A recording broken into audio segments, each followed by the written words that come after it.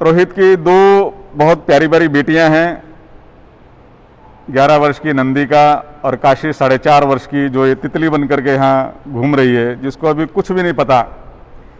मैं पिछले 3 दिन से देख रहा हूँ उनको। वो दादाजी के पास आती है, हाथ मुट्ठियाँ बंद करती है और दादाजी को कहती है दादाजी आपको रंग लगाती हूँ। उसको पता ही नहीं है। और आते ही अब सबसे पहले यहाँ ताऊजी को कहने लगे ताऊजी मैं पिताजी को पुष्प चढ़ा दूँ। तो सबसे पहले श्रद्धांजलि काशी ने ही दी है, जिसको कुछ भी नहीं पता अभी तक। वो खेल रही है हम सब के बीच में, और प्रकृति ने ऐसा वज्रपात परिवार पर किया। लेकिन प्रकृति और भगवान को दोष नहीं दिया जा सकता है। हम सब जानते हैं कि इसी विद्यालय में 9वीं कक्षा तक उन्होंने पढ़ाई की। बराबर में साथ का एक विद्यालय है, श्रीमद् भगवत गीता वरिष्ठ माध्यमिक विद्यालय, जिसको बड़ा गीता विद्यालय भी कहते हैं। वहाँ पर 11वीं 12वीं की परीक्षा पास की। तत्पश्चात कुरुक्षेत्र विश्वविद्यालय में उन्होंने डिग्री ग्रेजुएशन किया, और मास कॉम करने के लिए गुरु जम्बेश्वर विश्वविद्यालय हिसार में उन्होंने प्रवेश लिया। मैं कल से कई सारी वीडियो उनकी देख रहा हूँ, तो ध्यान में ये आता है कि जीवन का ऐसा कौन सा पहलू है जिसका वर्णन किया जाए और इसको छोड़ा जाए। मेरी वाणी में ना तो वो शब्द हैं, ना वो साहस है कि उनके व्यक्तित्व का उल्लेख कर सकूं। और सच मानिए, हम सब जानते हैं कि पिछले 5, 6, 7 दिनों में जितने हम सब कार्यकर्ता, स्वयंसेवक, अन्य अन्य संगठनों के लोग बैठे हैं, तो कोई दिन ऐसा नहीं होगा जिस दिन ऐसा कोई दुखद समाचार ना मिलता होगा। भगवान से प्रार्थना करके सोते हैं कि ये भगवान सुबह उठेंगे तो कोई ऐसा समाचार ना सुनाए। लेकिन प्रतिदिन 2-3 ऐसे समाचार मिलते हैं जो असहनीय हैं, और ऐसा ये इस समय काल का चक्र चल रहा है। तो मैं अधिक समय नहीं लूँगा। श्री रोहित जी लगभग 20 वर्ष से पत्रकारिता के जगत में उन्होंने एक नाम अपना कमाया। कल अपने समाज के, शहर के एक बहुत बड़े प्रतिष्ठित सामाजिक कार्यकर्ता बाबूजी से मिलने के लिए आए, अपनी संवेदनाएं प्रकट करने के लिए आए।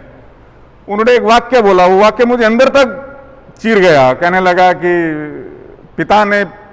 पुत्र ने पिता को जितना सुख दिया उससे कहीं अधिक दुख दे गया। ऐसा वो जो वाक्य जब मेरी कानों में पड़ा तो मुझे सहन नहीं हो पाया। तो 20 वर्ष का ऐसा उनका पत्रकारिता जगत का नाम, और पत्रकारिता जगत में जीवन मूल्य स्थापित करने का काम, पत्रकारिता जगत की एक लाइन जिन्होंने खड़ी की, ऐसे हमारे बीच में से रोहित जी चले गए। उनके प्रति संवेदना प्रकट करने के लिए मैं श्री अशोक चौधरी, डॉक्टर अशोक चौधरी जी से निवेदन करूंगा कि रोहित जी के हाथ की लिखी हुई एक कविता वो पढ़ेंगे, और अशोक जी से निवेदन कि 2 मिनट में अपनी भावांजलि प्रस्तुत करें।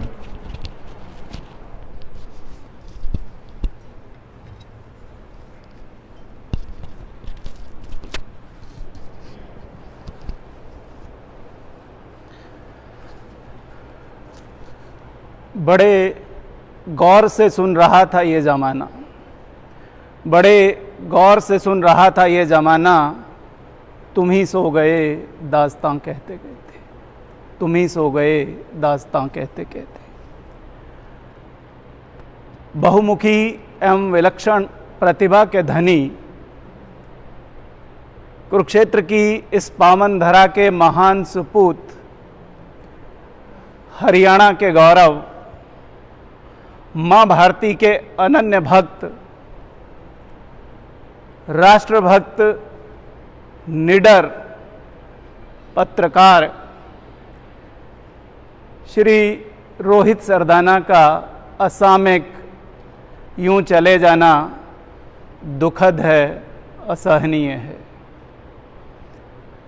वाणी निशब्द हो रही है,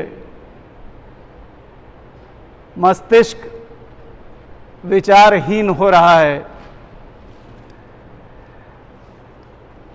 इस तरह की परिस्थिति में मैं नहीं समझता कि किसी भी तरह की श्रद्धांजलि के शब्द, किसी भी तरह की सहानुभूति के शब्द इस परिवार को किसी तरह का ढांढस बंधा सकते हैं।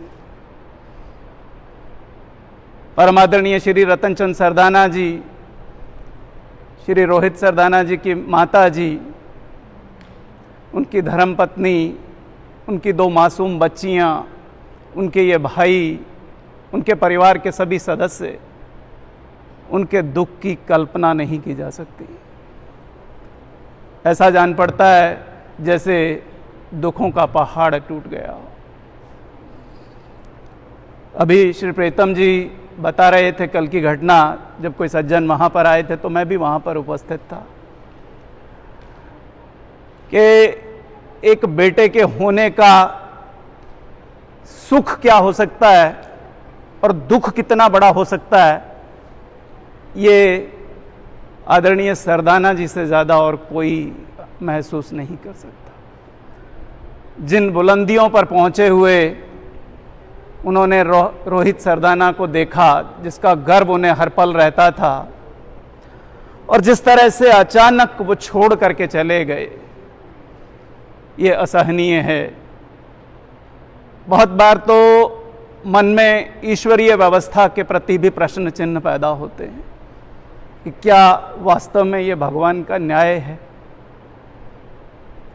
हालांकि भगवान की व्यवस्था के प्रति प्रश्न चिन्ह खड़ा करना हमारे अधिकार में नहीं है, हमें नहीं करना चाहिए, लेकिन ऐसे भाव ऐसी परिस्थितियों में मन में ज़रूर आते हैं।